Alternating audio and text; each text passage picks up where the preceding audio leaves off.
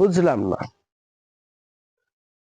এই দেশে যে সমস্ত ব্যক্তিরা সন্ত্রাস, জঙ্গি, সাম্প্রদায়িক দাঙ্গা লাগাতে চায়, সাম্প্রদায়িক সম্প্রীতির ভালোবাসা নষ্ট করতে চায়, এই সমস্ত ব্যক্তিরা যারা গণহত্যাকারী, ষড়যন্ত্রকারী, লুণ্ঠনকারী, জেনাকারী, এই সমস্ত ব্যক্তিদের এক জায়গায় ঠিকানা, একটাই ঠিকানা, সেটা হচ্ছে ভারত।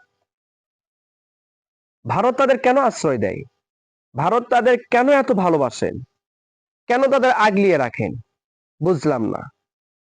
এর কারণ একটাই, এর কারণ হচ্ছে এর মূল হাতিয়ার বা ষড়যন্ত্রকারী এটাই হচ্ছে ভারত। এক নম্বর হচ্ছে ভারত। ভারতকে জানিয়ে দিতে চাই, ভারতের দালালদেরকে জানিয়ে দিতে চাই, তারা যে ষড়যন্ত্র করবেন, তারা যে অপকর্ম করার চেষ্টা করবেন, সাম্প্রদায়িক দাঙ্গা লাগিয়ে